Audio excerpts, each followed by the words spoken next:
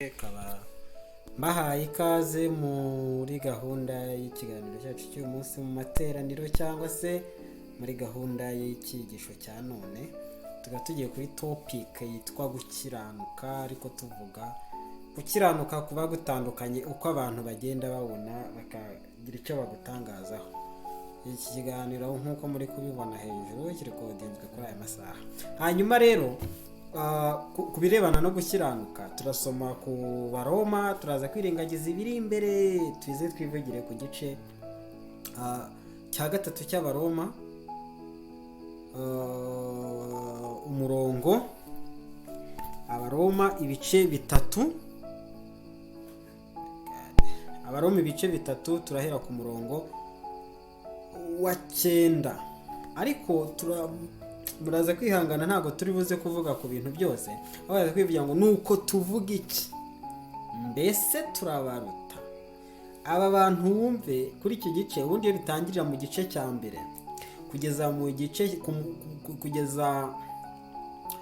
ku murongo, mu gice cya mbere umurongo wa 18 kugeza mu gice cya gatatu umurongo w'8, batubwira icyo nakita nka speculation z'ibyo abantu batekereza ku Mana, kizibyo abantu babibwira ku Mana. Uko kuntu abantu bibwira Imana cyangwa bayitekereza, nibyo biza kubyara ibi bitekerezo byose tubona. Ni ukuvuga ngo ibitekerezo tubona bishingiye muri iki gice bishingiye ku buryo abantu bumva Imana, kuko Paul aba ataratubwira neza ubutumwa bwiza bwa Paul dutangira kububona tugeze mu gice cya gatatu guhera ku murongo wa 20. Kandi impamvu bimeze gutya nk'uko mubizi, ntabwo Paul yandika urwandiko rwari rufite ibice n'umurongo, oya, ahubwo hari uburyo byagaragaye ko byaba bizafasha, bityo hari uwahawe kubikora, kandi ntabwo tugaye umurimo we, ahubwo yakoze neza kuko bitworohera gusoma. Ariko ntukumve ko bitondetse ibice, bitondetse bikurikije icyo umwanditsi yavugaga, ahubwo wabitondetse nyine hari uko yabyumvaga muri we, niko yakurikije. Hanyuma kuva ku gice cya mbere umurongo wa 18 kujya ku gice cya gatatu umurongo w'8 hatubwira ibyo abantu batekereza ku Mana, uburyo Imana izahana abanyabyaha, uburyo abantu bamwe baruta abandi, uburyo Imana ishobora kutarobanura ku mutoni cyangwa ikarobanura ku butoni, speculation n'ibisubizo byazo bimwe na bimwe. Ariko iyo tugeze ku murongo wa 9, niyo ntareka ku murongo wa 9 arahagera muri iki gice cya gatatu, noneho gitangira ari kuvuga agaciro k'Abayuda. Iyo nayo ni nka speculation yatangira igisubizo. Abayuda barusha iki abandi? Icyo ni ikibazo kibazwa muri speculation z'ibiriho, mu mitekerereze y'ibiriho cyangwa ibiherekanwa mu bitekerezo no mu magambo abantu bavuga. Ni iki bibwira ku birebana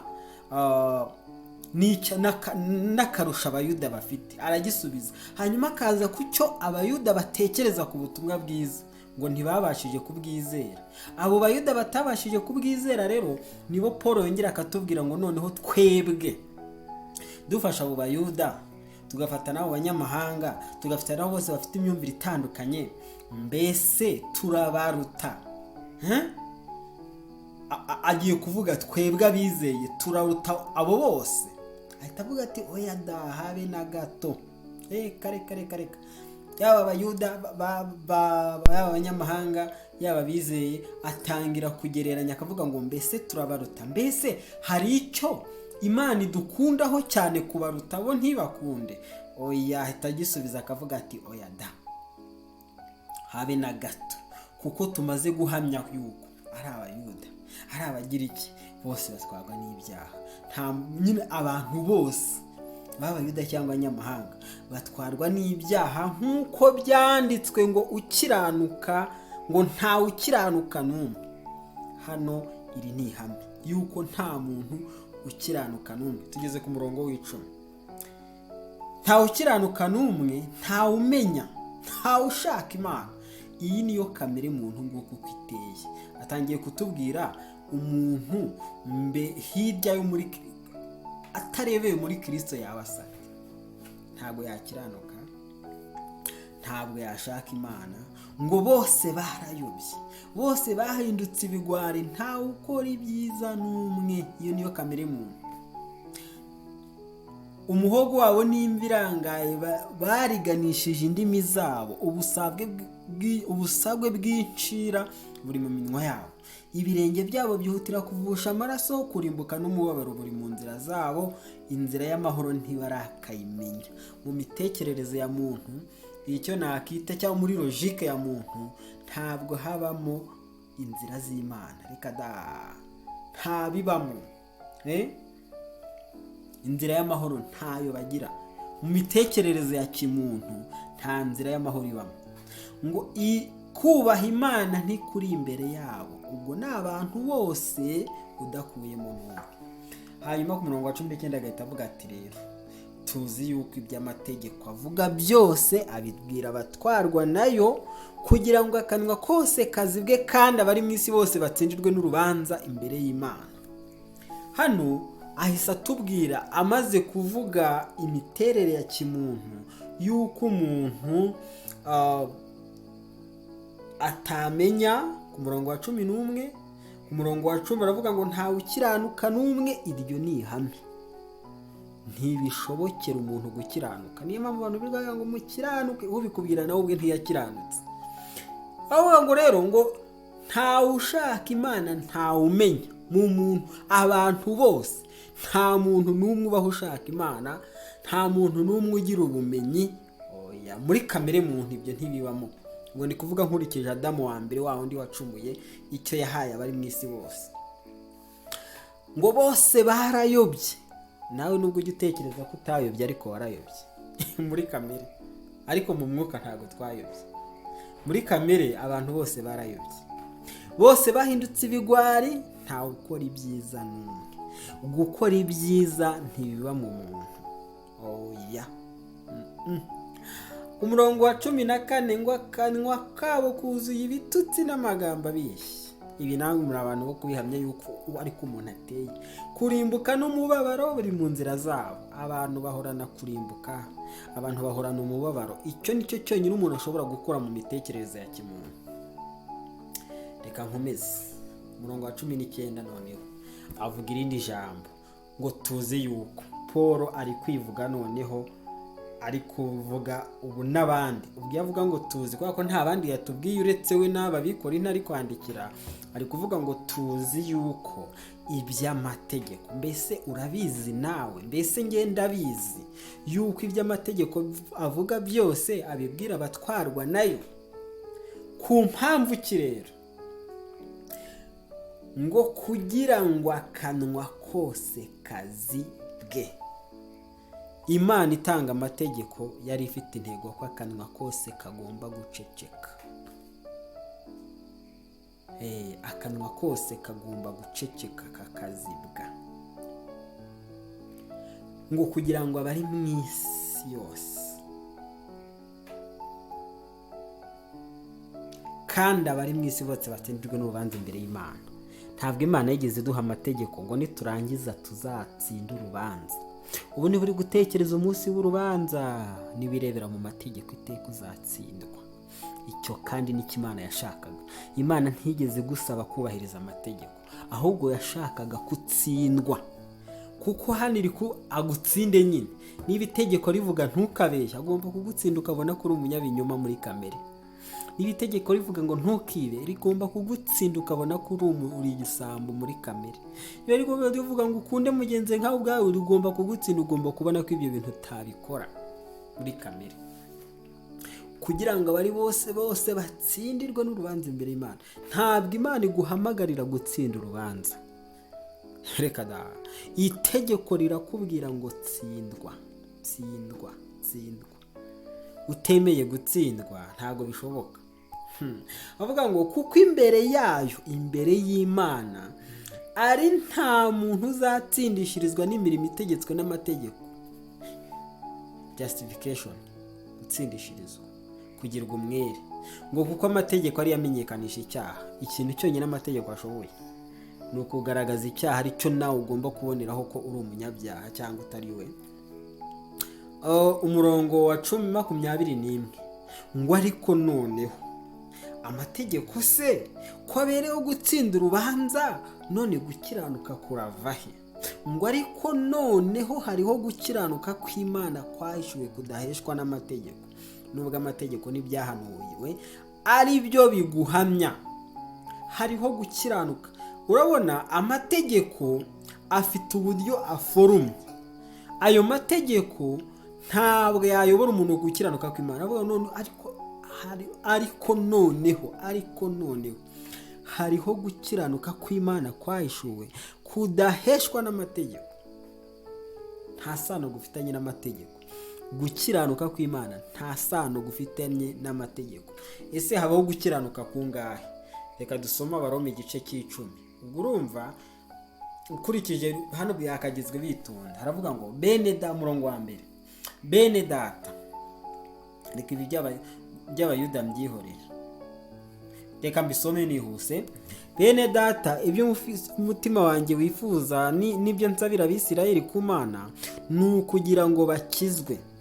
Ndabahamya yuko bafite ishyaka ry'Imana ariko ritava mu bwenge, kuko ubwo bari batazi gukiranuka kw'Imana. Ngo hari igihe Abisirayeli bari batazi, Abayuda bari batazi gukiranuka kw'Imana, ngo bagerageje kwihangira gukiranuka kwabo ubwabo. Urumva ko haje gukiranuka kubiri. Hari ugukiranuka kw'Imana ariko ntibakuzi.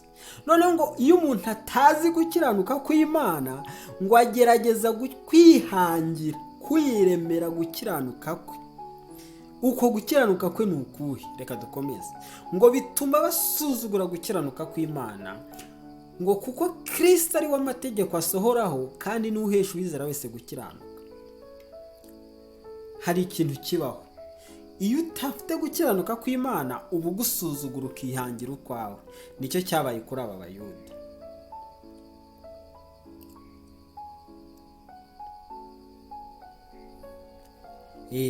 Bagombaga kwemera gukiranuka kw'Imana, ariko ngo ntibari bakuzi.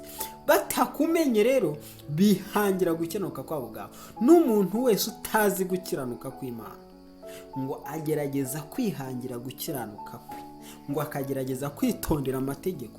Nyamara ayo mategeko, Christ is the end of the law. Kristo ni iherezo ry'amategeko. Iyo umuntu ntamenye Kristo, amenye gukiranuka kw'Imana, aba ageze ku iherezo ry'amategeko. Ntabwo yongera kwishyikiriza ku itegeko ngo ntabwo nishe, ngo sinasambanye, sinabeshye. Ibyo ntabwo biba bikiri ngombwa ku mwana w'Imana. Reka nkomeze ku murongo wa 22. Niko gukiranuka kw'Imana abizeye bose baheshwa no kwizera Yesu ari nta tandukaniro. Ngo ariko noneho 21, ariko noneho hariho gukiranuka kw'Imana kwahishuwe kudaheshwa n'amategeko, nubwo amategeko n'ibyahanuwe ari byo biguhamya. Ngo niko gukiranuka kw'Imana. Wabonye hariho gukiranuka kw'Imana, hakabaho no gukiranuka k'umuntu. Hariho gukiranuka kw'Imana, hakabaho no gukiranuka k'umuntu. Hari ugukiranuka k'umuntu uko nguko kubonekera mu mategeko, kandi uko gukiranuka k'umuntu ni umuntu kwihangira, bigatuma ahita asuzugura gukiranuka kw'Imana.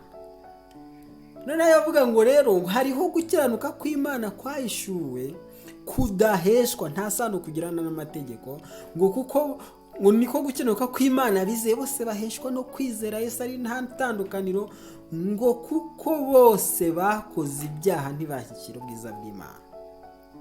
Iyo bigeze ku byaha, abantu bose harimo n'umwana batwite, niba ari umuntu, abantu bose bakoze ibyaha. Wakibaza ngo umwana uri mu nda ko ari umuntu, kucyabarwa nk'uwakoze icyaha.